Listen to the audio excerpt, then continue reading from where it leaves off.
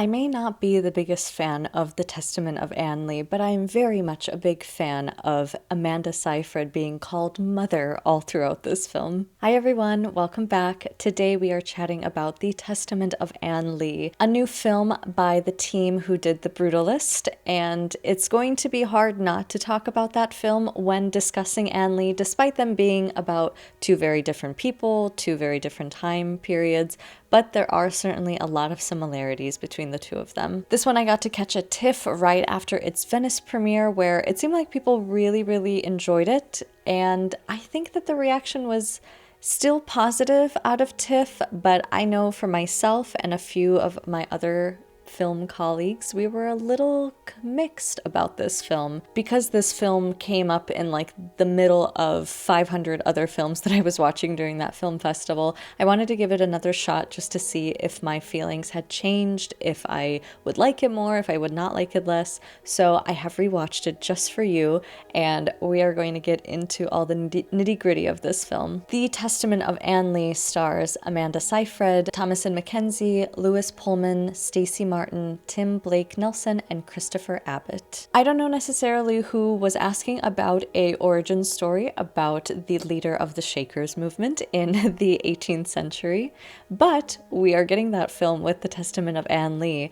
This film covers spiritual leader Anne Lee as she rises from obscurity to create this radical religious movement that eventually becomes the Shakers, and she takes her very small but mighty group from England to America to spread their gospel. As much as her group and followers embrace her and love her, others do not, and this group faces a lot of scrutiny, a lot of persecution over the years. I would say that I was already coming into this film at quite a disadvantage because I am not a religious person. I don't come from a religious family, so I already did not know what the Shakers were. I did not know anything about Anne Lee. I did not really know anything about what the Shaker movement was, and I can't necessarily say that I was dying to know a whole lot about this, but you know what, that's okay. I'm giving it a chance. I'm seeing a film. It really doesn't matter at the end of the day. Overall, the first time that I watched this film, I don't really know what I was expecting. I don't think it ended up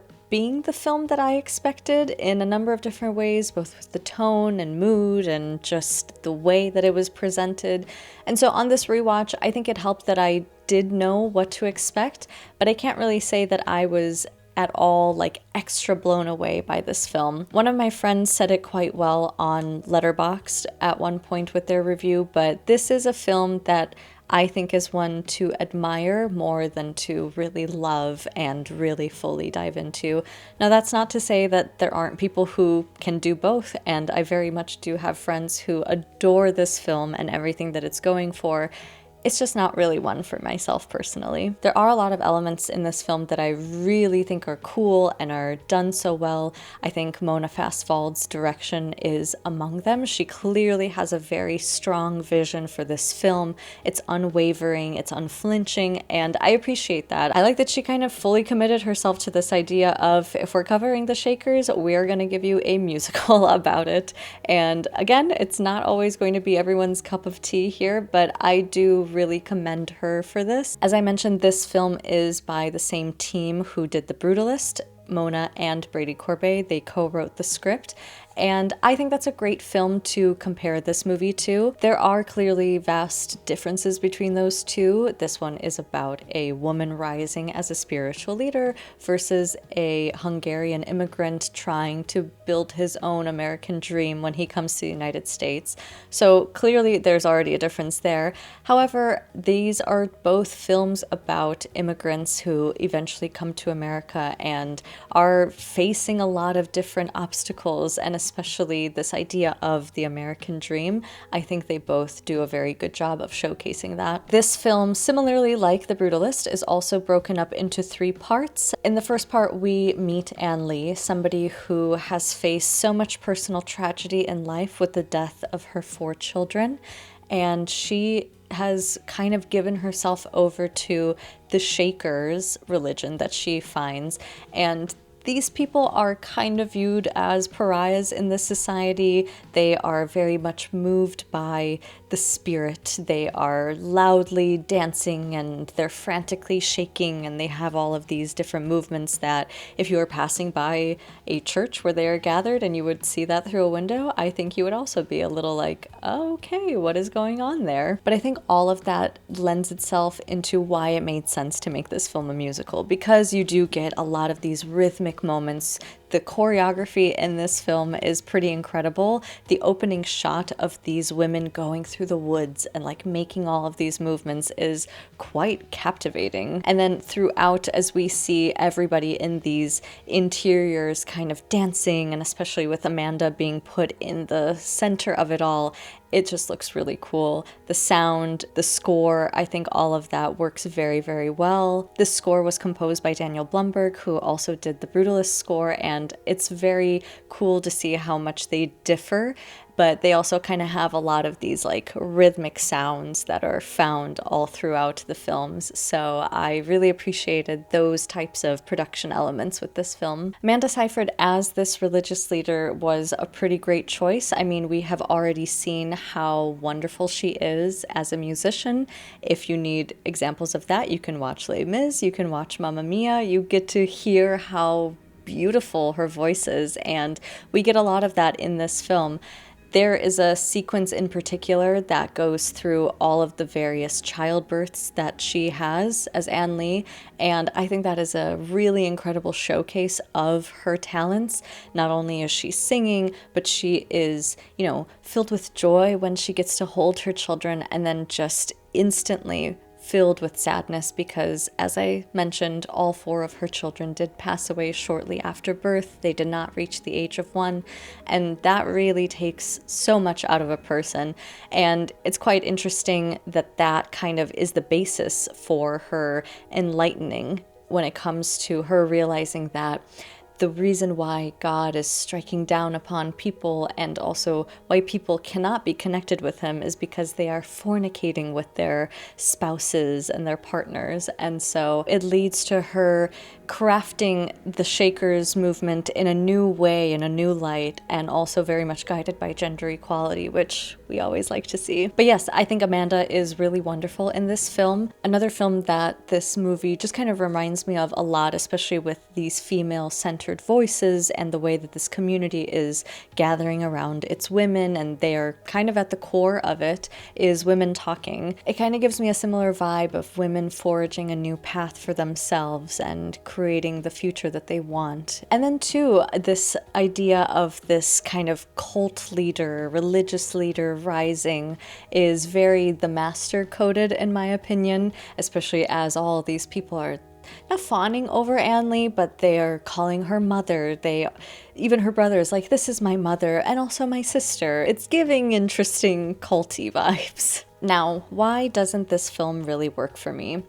I just don't really find myself that invested in Ann Lee as a character or in her journey whatsoever. I just don't know. I just don't feel like I really know much about Ann Lee, that I am like that devoted to seeing her cause spread and to seeing this movement gain traction around the community and getting more followers. It's just not catching me, just like The Brutalist, for example, was. I may not be a Hungarian immigrant who came to the United States after the Second World War, but seeing this man going from entirely being down on his luck, nobody wanting to help him, to him slowly finding his footing, doing his passionate work in architecture, I just felt so much more of a connection to that. But also similar to The Brutalist, I preferred the first act of this film overall because we are kind of seeing her develop these ideas, especially when she goes to jail and she's punished, and that's where she's getting these ideas. I think that there are some very interesting sequences in that first act, but a lot of the things in the second and third act, I just kind of really wasn't that into. When the movie gets to America, and that's when she and her small but mighty group of followers are trying to build out their community, create spaces for themselves, I don't know, I just don't really care a whole lot for it. There is a portion where the men of the group are searching for a place to build a home and create this community. I just kind of think that the film loses a bit of steam by that point for myself personally. It just kind of is meandering, it's taking a long time. Just not really a whole lot is happening that is keeping me engaged and interested the whole time. But what I did like in the second and third act is it does give Lewis Pullman some more time to shine. He plays Anne Lee's brother, and he is the one who is kind of going out to spread her teachings and her gospel to other communities and other religious areas. And he is very charismatic. He might not always sound that great when it comes to his singing, but that's okay, that doesn't matter. He still is able to kind of capture your attention and certainly does a great job of interesting other people. So I really like that he got a little bit more of a spotlight. I do like the slight vibe shift that we get toward the end of this film when it comes to a big gathering that is not welcomed by the community whatsoever. It kind of turns this film into a bit of a thriller, horror type of vibe, which I think overall I kind of would have liked a little bit more of throughout this film. Maybe it would have turned the film to be a little kitschy, but I don't know, I just feel like this 18th century vibe in a new country just kind of lends itself to being a bit more of a scary story, and in general, this kind of being a little spooky time period in the United States. How did my viewing between the first time and the second time change? Like I said, I think I liked knowing how the story was ahead of time, and so that kind of helped me bump it up a little bit slightly, and I just appreciated a lot more of the technical elements in Amanda's performance overall. So for the Testament of Anne Lee, I'm giving it 3.5 out of 5 stars. Still not a slam dunk for me, but like I said, one to admire, then to really adore in my opinion. Let me know what you guys think about this film. It's coming out in a few days, so you'll be able to check it out very soon. Thank you so much for watching, and I will see you here next time.